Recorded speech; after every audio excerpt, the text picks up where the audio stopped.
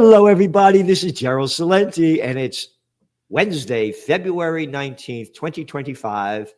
And once again, we're very, very honored and privileged to have with us a man of men, someone who cares about this country in a way that's forgotten by the politicians and the media, Judge Andrew Napolitano. When it comes to the Constitution and the Bill of Rights, two things that they've ripped up and thrown away, they don't talk about it anymore. There's nobody that knows more about it than the judge. Judge, thanks so much for being here. And you have an article coming out tomorrow. And again, everybody, if you want to know what's going on in the world in a whole different way, you got to go to Judging Freedom. The people that the judge has on there, you don't see hardly anywhere else. And they're real pros in what they're talking about. People that have been in the system, know the system, and care about the country in a way that very few people do. So go to Judging Freedom, and you have a new article coming out tomorrow, Judge. The feds, I love this, and their own bribery. Normally, when the government asks a judge to dismiss criminal charges against a defendant, the judge will happily do so. This does not occur frequently, but occasionally. The government will reevaluate the strength of its own case and conclude it cannot prove the case beyond a reasonable doubt and to a moral certainty. What happens when the government believes it can meet that standard, but for reasons having nothing to do with the strength of its case, it seeks a dismissal? Can the Department of Justice legally, and can its lawyers ethically hold the prosecution of the mayor of New York City in abeyance, almost as a sword of Damocles, so to coerce his cooperation with federal immigration officials?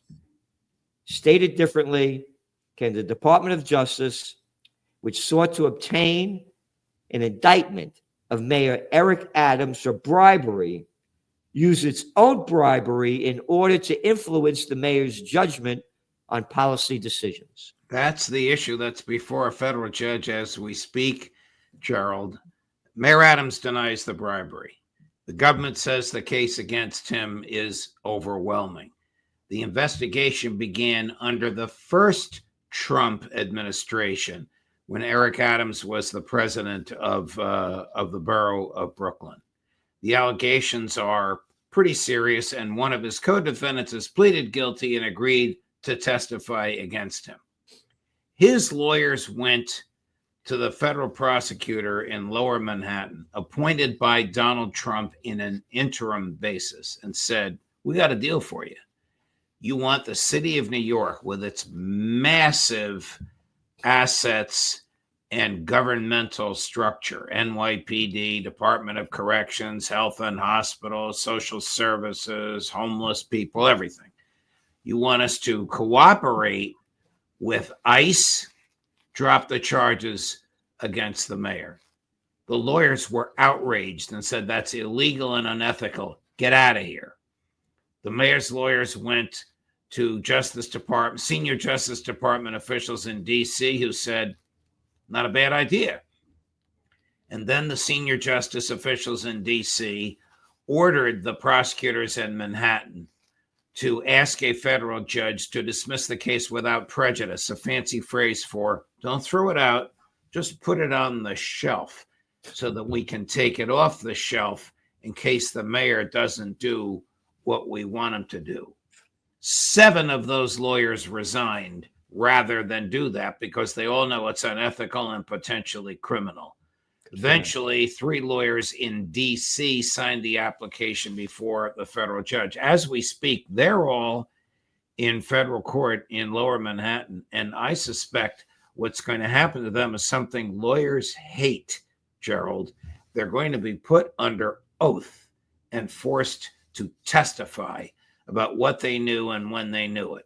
Because such a quid pro quo, you do what the president wants you to do with respect to immigration, and we won't prosecute you even though we have a strong case, would itself be criminal. as I was saying in the introduction, when it comes to the Constitution, the Bill of Rights, legality, there's hardly anybody out there that knows it like the judge does. And good for those people that had the courage to quit rather than lie.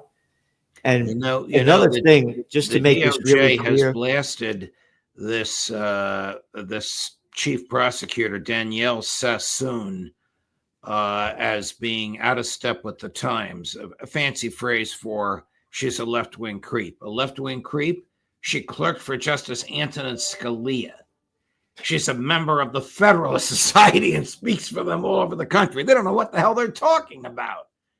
She's also one of the best courtroom lawyers that the feds have, and now she's gone because she refused to participate in this scam. I'm sorry, I didn't mean to cut you off. My apologies. No. Again, it's just disgusting what's going on. And then let's put this into a clear perspective. Sure. Look at this little piece of scum crap that's the mayor of New York City. Could you get another low-life piece of garbage? Oh, yeah, I forgot. Andy Cuomo, the little clown boy, was governor of New York, a daddy's boy. I'm renaming the Tappan Zee Bridge after my daddy.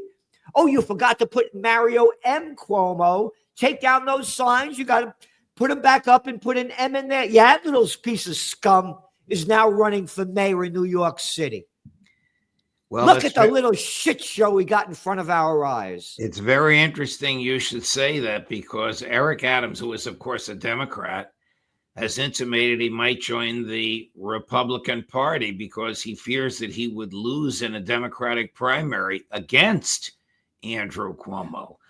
Now, while all this is happening, the governor of New York, another terrible, terrible person in office, nevertheless, is deciding whether or not to remove Eric Adams from office, because under the New York State Constitution and under the New York City Charter, the governor can remove any elected official if she believes that person is not capable of performing the duties required by law. And if she does so, he'll be gone the minute she signs the paper for 30 days. Jumaane Williams, who isn't even a Democrat, he's a member of, are you ready for this? The Working Families Party. This is the hard left of the most left, will become the acting mayor. If they think that he's going to cooperate with ICE, they have another thing coming. And then during that 30-day time period, you ready for this? The governor must hold a hearing at which she is both judge and prosecutor and interrogate the mayor publicly. I mean, you can't make this stuff up. All this is brewing as we speak. And what it symbolizes, and that's why I wanted to talk about this, is that how low this country's sunk. And you know what I'm really disgusted with? Hey, I'm the president of the United States. I pardon this guy, that guy, this woman, that person. I can pardon anybody that I want for the crimes that they committed. But you're just a little plantation worker of Slavelandia. You don't get pardoned for anything. You get prosecuted to the fullest extent of the law. But for the rest of my buddies, they get a free ride. What kind of country is this disgusting turning into? You know, the other issue is you talk about Andrew Cuomo and Eric Adams, the Democratic primary. This is what happens with one-party rule, is inherent corruption. Not necessarily corruption of people putting money in your pocket, although Eric Adams has been indicted for that. He's denied it vehemently, but that's the charge. It is corrupt when one party dominates everything. For example, these federal crimes are also state crimes. Will Alvin Bragg, the DA in New York, the same one that prosecuted Donald Trump, now prosecute the mayor? Well, Alvin Bragg is up for re-election in 2026, and he appeals to the same Democratic base that Mayor Adams and former Governor Cuomo would appeal to. Would that influence his decision on whether or not to prosecute the mayor? I mean, this is such an incestuous system that the people of New York have. You don't vote in New York City. I don't vote in New York City. This system has been in place for 100 years. It does not serve people well, Gerald. No. Again, that guy Bragg, what a jerk. What a clown. It's a freak show in front of everybody's eyes. Just look at these people. And it's not only New York, it's everywhere. The politicians, it's an example of how disgusting the political system in this country has declined.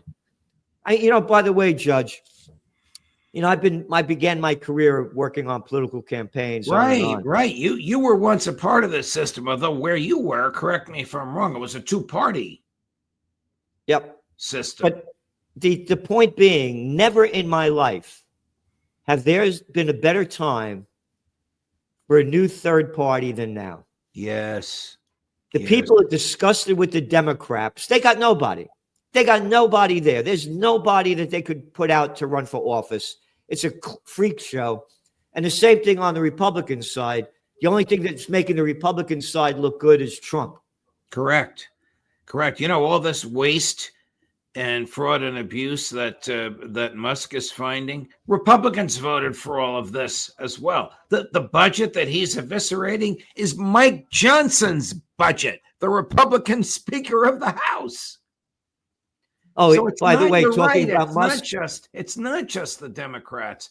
It's the whole system that stinks. And when Musk goes after the Defense Department and he runs into a buzzsaw called the Military Industrial Congressional Complex, and he sees all of the president's buddies in there, the billionaire arms manufacturers and the political hacks who enable them. And Judge, that's the cover of this week's magazine. Here it is. There you go. Money is power. We run the world. Shut up and do what you're told. Wow. Is that Elon Musk? We know the salute he's giving, sitting on a chair made of cash. Very clever, my dear friend. Very clever. Yeah, I came up with that one. And matter of fact, I work with the artist. I never worked harder. I used to give the artist the freedom. But I really wanted this thing detailed out. I'm the richest man in the world. You listen to what I have to say. You shut your damn mouth if you're not a billionaire. You have no right to say anything as a human being. Only the billionaires could speak. And again, I love what they're doing, getting rid of the government, all this waste and on and on. But how about all the money that he's making from the government? Well, that's the potential conflict. I mean, he has I think it's $200 billion series of contracts with the government. Yeah. Are those going to be investigated? Of course not. Imagine $200 billion with the government. No, $200 billion stealing our taxpayer money. Judge, this article, by the way, you go on with it, and it's really very important. You go with about the key statement here. As we all see, as we have all seen, the use of law enforcement for political purposes often produces political results. I mean, jurors are not dumb. If they believe that the government is operating just on the basis of its political preferences, their verdicts will reflect their own political preferences rather than right and wrong, guilt and innocence, proof or not proof. That's a very, very dangerous state of affairs that we're in. And I'm sorry to say, this is the Trump DOJ. I don't know if the Attorney General herself is involved, but this is the Trump DOJ that is doing this. Now, look, Trump himself could get involved and he could pardon the mayor. That would be a political earthquake here in New York, but it would end all this stuff. It would free him up to make decisions however he wants. I'm sure he'd be very grateful to the president and would probably do whatever the president wanted. Judge, as a trend forecaster, we're political atheists. We look at things the way they are, not the way we want them to be. We don't take a side on things. And on the positive side of Trump, you know, I believe that if Trump was president when the Ukraine war broke out on February 24th, 2022, it would have been long over by now because we've not have pumped in almost $300 billion. There would never have been a war. Joe Biden dispatched Boris Johnson, then the Prime Minister of Great Britain, to tell Zelensky to reject a 126-page treaty that his people and the President Putin's people had negotiated, every page of which was initialed by both sides. There wouldn't have been a shot fired if Donald Trump has been president. In my view, that is not his idle boasting. That is an accurate statement of probability. Yep. So I support him very much on that. But on the other side, his support for the Israeli genocide is disgusting. It's just as bad, maybe worse than Joe Biden. Last week, we sent 1,800 Moabs. That's the mother of all bombs. It is so large and so destructive. The Israelis do not even have a plane big enough and strong enough to carry it up in the air. That means an American plane with American pilots will have to drop this bomb on innocent civilians in Ukraine, in Gaza, in Syria, in Lebanon, in the West Bank, wherever Netanyahu wants people killed. Donald Trump will kill them. I want to show you the propaganda of how they lie about, or not lie, but the propaganda and what they sell to the people. And of course, that's why you subscribe to the Trends Journal. We don't put out propaganda. This is from yesterday's Wall Street Journal. Article over here. You ready? Released Gaza hostages face long, wrenching recoveries. Oh, that's terrible what they did. I'm totally opposed to what Hamas did, taking hostages. How about about 12,000 Palestinians that they arrested, threw them in these rotten jails, beating them, raping them? That Palestinians don't, they're not hostages, they're prisoners. I forgot. Right. How dare you forget to use the words that the mainstream media wants us to use? It's reprehensible what the Wall Street Journal wrote. If they're concerned that the hostages didn't have enough food and medicine, look to who and what stopped the transportation of food and medicine into Gaza, the Israeli military. So don't blame it on Hamas. Wall Street Journal. And how about writing about the suffering from the Palestinians with how they've been tortured in these prisons? How about writing about that? Many of them, when they were released, you didn't see this on television because the Israelis wouldn't allow the media there, were carried out on stretchers. That's how badly they were treated in the Israeli jails. And here's an article from yesterday's, like they call it the paper record, the New York Times. I call it the toilet paper record. In West Bank, Israel's tactics cause exodus. Israel's tactics cause exodus. You ready? A week-long Israeli military operation across the West Bank. Like long glasses on here. Across the West Bank cities has displaced, you ready? Roughly 40,000 Palestinians from their homes. They threw out 40,000 Palestinians from their homes in the West Bank. Oh, displaced them? What kind of language are you talking about? They stole the property.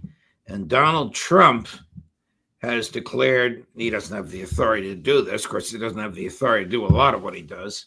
He's declared the West Bank part of Israel. That, of course, violates international law, violates history, violates numerous UN resolutions, violates a treaty to which the United States is party. It's absurd. but he seems to be giving, the word is that he can't stand Netanyahu. I don't know. And maybe that's just personal.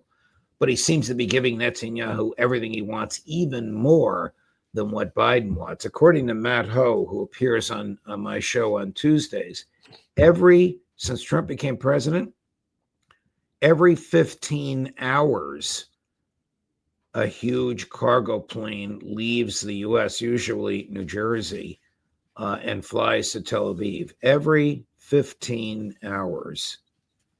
It's billions and billions in destructive equipment to help Netanyahu kill innocents and eradicate an ethnic group.